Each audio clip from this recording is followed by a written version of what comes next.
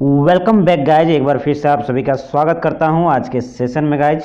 और first of all तो आप सभी का धन्यवाद देना चाहता हूं क्योंकि आप लोगों ने हमारे सेशन को काफ़ी प्यार दिया है गाइज, और इसी तरह प्यार बनाए रखिएगा। तो गाइज सेशन को ज़रूर फॉलो कर लीजिएगा और दोस्तों के बीच में ज़रूर शेयर कर दीजिएगा ताकि उनको भी हेल्प हो सके गाइज, आगामी जो एग्ज़ाम आने वाला है आरपीएफ कांस्टेबल और एसआई के लिए। और आप सभी को ज्ञात होता है गाइज कि इस सेशन के माध्यम से आप लोग को कंप्लीट जनरल अवेयरनेस का जो क्लास है करवा दिया जाएगा गाइज, और कंप्लीट हमारा ये वीडियो रहेगा। जो भी बच्चे हमारा प्रीवियस वीडियो नहीं देखे हैं जाकर जरूर देख लीजिएगा, ठीक है। चलिए सेशन स्टार्ट करते हैं बिना देरी किए हुए। नो बकवास, कचकच ज़्यादा नहीं होना चाहिए ना। वेब पेज पर वापस आने वाले यूजर्स की पहचान के लिए किसका प्रयोग किया जाता है? Option A user name, option B password, option C cookies या ऑप्शन डी कैश।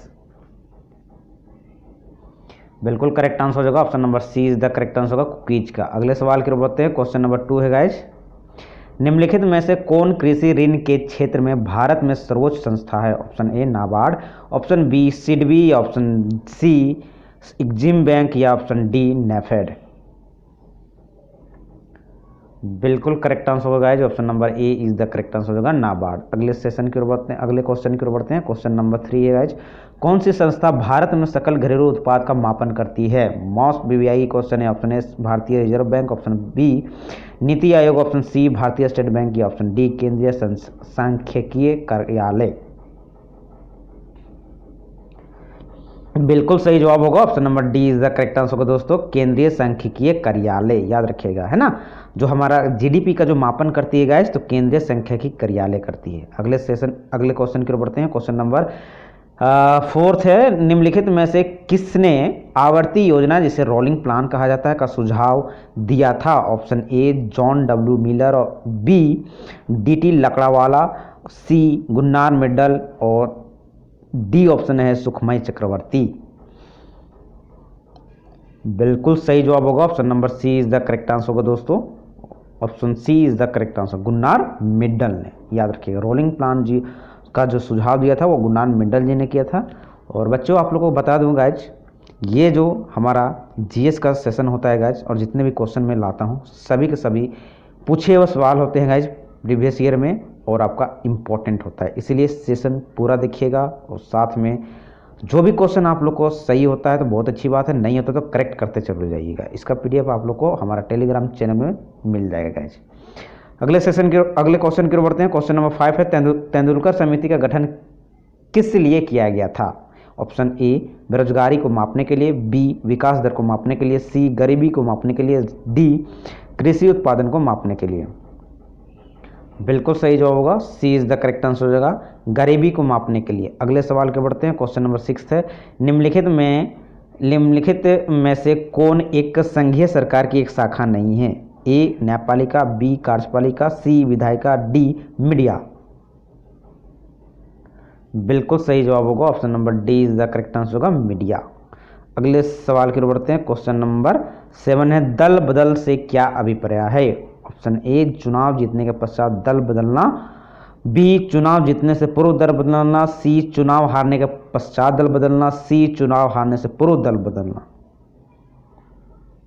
बिल्कुल सही जवाब होगा option number A is the correct answer होगा, ठीक है। चुनाव जीतने के पश्चात दल बदलना, ये आपका दल बदल से अभिप्राय है। यानी कहने का मतलब है गाय, जो हमारा अनुसूची 10 है जिसमें दल बदल का उल्लेख किया गया है, इसमें कहता है कि चुनाव जीतने के बाद आप किसी भी दल में बदली नहीं हो सकते हैं, चेंज नहीं कर सकते हैं, याद रखिएगा। अगला है क्वेश्चन नंबर 8 है दोस्तों,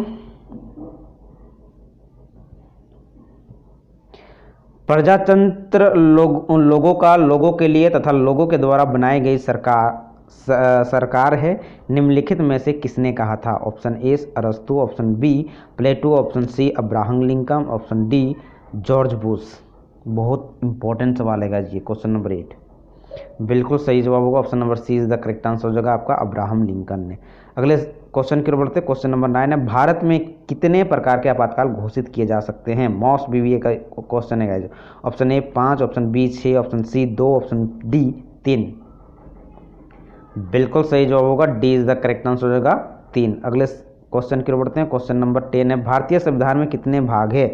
ए 12 भाग, बी 22 भाग, सी 18 भाग और डी 25 भाग। बिल्कुल सही जवाब होगा D is the correct answer होगा। टोटल 25 भाग हो चुके हैं गाइस, पहले 22 थे अब 25 हो चुके हैं। अगले क्वेश्चन की ओर बढ़ते हैं। क्वेश्चन नंबर 11 है, धन विधेयक सर्वप्रथम संसद के किस सदन में प्रस्तावित किया जाता है? बहुत इंपॉर्टेंट सवाल है गाइस। ऑप्शन ए केवल लोकसभा में, केवल ऑप्शन बी बोलता है केवल राज्यसभा में, ऑप्शन सी लोकसभा तथा राज्यसभा दोनों में, और डी बोलता है या तो लोकसभा या तो राज्यसभा में। बताइए सही आंसर क्या होना चाहिए? बिल्कुल सही जवाब होगा option number A is the correct answer होगा दोस्तों। ऑप्शन ए सही जवाब होगा, केवल लोकसभा में। अगले सवाल के बढ़ते हैं। क्वेश्चन नंबर 12, निम्नलिखित में से किन तरीकों द्वारा भारत की नागरिकता गंवाई जा सकती है? ऑप्शन ए 1, बी 2, सी 3 या डी 4। जी बिल्कुल सही जवाब होगा, सी इज द करेक्ट आंसर होगा 3। अगले सवाल की ओर बढ़ते हैं। क्वेश्चन नंबर 13 है, भारत के प्रधानमंत्री को निम्नलिखित में से कौन नियुक्त करता है? ऑप्शन ए भारत के राष्ट्रपति, बी भारत के मुख्य न्यायाधीश, सी भारत के महान्यायवादी और डी राज्यपाल। बिल्कुल करेक्ट आंसर हो जाएगा option number A is the correct answer हो जाएगा, भारत के राष्ट्रपति। अगले सवाल की ओर बढ़ते हैं गाइज। क्वेश्चन नंबर 14 है, निम्नलिखित में से कौन एक सिंधु घाटी सभ्यता के खोजकर्ता हैं? ऑप्शन ए लॉर्ड विली, और बी बोलता है दयाराम साहनी, सी बोलता है वी.एस. अग्रवाल और डी बोलता है ए.एल. बासम। बिल्कुल सही जवाब है गाइज, आप लोग को एकदम बिल्कुल करेक्ट आंसर है। Option B is the correct answer होगा, दयाराम साहनी जी का। जिनका गलत होता है आंसर सही करते जाइएगा। अगले क्वेश्चन की ओर बढ़ते हैं। क्वेश्चन नंबर 15 है, दिल्ली को भारत की राजधानी कब घोषित किया गया था? बहुत इंपॉर्टेंट सवाल है। ऑप्शन ए 1901 में, और बी 1911 में, सी 1913 में और डी 1921 में। जी बिल्कुल सही जवाब होगा, option number B is the correct answer होगा, 1911 में। अगले क्वेश्चन की ओर बढ़ते हैं। क्वेश्चन नंबर 16 है, निम्नलिखित में से किसे वेद में जादू चमत्कार तथा मंत्र दिया गया है? यानी किसमें गाइस, निम्नलिखित में किस वेद में जादू चमत्कार तथा मंत्र दिया गया है? Option A Rigveda, option B Samaveda, option C Yajurveda और डी बोलता है अथर्ववेद। तो बताइए क्या होना चाहिए आंसर? बहुत इंपॉर्टेंट सवाल है। बिल्कुल सही जवाब होगा, option number D is the correct answer होगा, अथर्ववेद में। अगला सवाल की ओर बढ़ते हैं। क्वेश्चन नंबर 17 है, सिंधु घाटी सभ्यता में धौलावीर निम्नलिखित में से किसके लिए प्रसिद्ध है? ऑप्शन ए चट्टान से निर्मित स्थापत्य, बी बंदरगाह, ऑप्शन सी जल संरक्षण या डी मिट्टी के पात्र। जी बिल्कुल करेक्ट आंसर होगा, सी इज द करेक्ट आंसर होगा, जल संरक्षण के लिए। अगले सवाल की ओर बढ़ते हैं। क्वेश्चन नंबर 18 है, आर्य समाज के संस्थापक कौन थे? ऑप्शन ए कुल गंगाधर तिलक, बी बाल गंगाधर तिलक और सी स्वामी दयानंद सरस्वती और डी रविंद्रनाथ टैगोर। बिल्कुल करेक्ट आंसर है दोस्तों, एकदम बिल्कुल सही जवाब है, सी इज द करेक्ट होगा, स्वामी दयानंद सरस्वती। ध्यान रखिएगा। चलिए अगले सवाल के बढ़ते हैं। क्वेश्चन नंबर 19 है, निम्नलिखित में से कौन सा युग्म सही है? ऑप्शन ए 23.5 डिग्री दक्षिण कर्क रेखा, 23.5 डिग्री दक्षिण मकर रेखा और सी बोलता है 23.5 डिग्री उत्तर मकर रेखा और डी बोलता है 66 डिग्री उत्तर आर्कटिक वृत्त। जी बिल्कुल करेक्ट आंसर होगा, B is the correct answer होगा, 23.5 डिग्री दक्षिण मकर रेखा, ये ही सही है, बाद बाकी गलत है गाइस। अगले सवाल की ओर बढ़ते हैं। क्वेश्चन नंबर 20 है, निम्नलिखित में से किस सागर का खारापन सबसे अधिक है? ऑप्शन ए लाल सागर, बी काला सागर, सी मृत सागर और डी अरब सागर।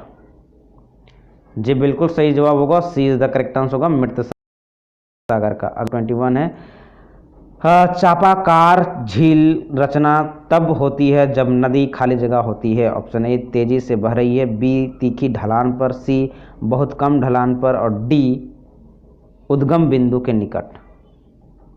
जी बिल्कुल सही जवाब होगा, सी इज द करेक्ट आंसर होगा दोस्तों, आपका बहुत कम ढलान पर। अगले सवाल की ओर बढ़ते हैं। क्वेश्चन नंबर 22 है, कैप कैमोरिन किस देश में स्थित है? Option A Bharat, option B Pakistan, option C दक्षिण अफ्रीका, ऑप्शन डी दक्षिण अमेरिका।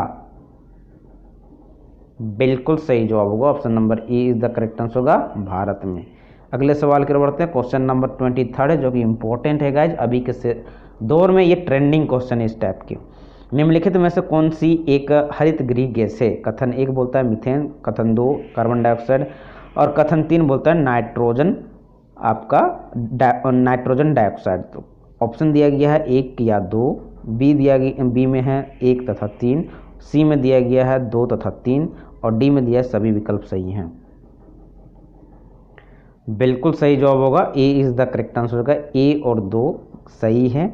हरित गृह गैस है मीथेन और कार्बन डाइऑक्साइड, नाइट्रोजन नहीं है गैस, इसलिए ऑप्शन 1 और 2 सही होगा, यानी कि option A is the correct answer हो जाएगा। अगले सवाल की ओर बढ़ते हैं। क्वेश्चन नंबर 24 है, निम्नलिखित में से कौन सी कोशिका अंग केवल वनस्पति कोशिका में उपस्थित होती है? ऑप्शन ए सूत्रकणिका, बी कोशिका भित्ति, सी कोशिका झिल्ली और डी रिक्तिका। बिल्कुल सही जवाब होगा guys, option number B is the correct answer हो जाएगा आपका कोशिका भित्ति, जिसे सेल वॉल भी कहा जाता है। अगले सवाल की ओर बढ़ते हैं। क्वेश्चन नंबर 25 है, निम्नलिखित में से कौन सा मानव शरीर का एक अवशिष्ट अंग है? ऑप्शन ए अकल की दाढ़, ऑप्शन बी तिल्ली, ऑप्शन सी गल ग्रंथि और डी पित्ताशय। बिल्कुल सही जवाब होगा, option number A is the correct answer होगा अकल की दाढ़। ठीक है, तो आज का सेशन हमारा टोटल कंप्लीट हो चुका है गाइज। ये टॉप 25 क्वेश्चन आज के वीडियो में भी करवा चुका हूँ मैं। और सेशन कैसा लगा कमेंट बॉक्स के माध्यम से कमेंट बॉक्स जरूर कमेंट कर दीजिएगा, और सेशन अच्छा लगा तो दोस्तों के बीच में लाइक शेयर जरूर कर दीजिएगा। और मिलते हैं नेक्स्ट सेशन में, तब तक के लिए इजाज़त दीजिएगा। जय हिंद, जय भारत।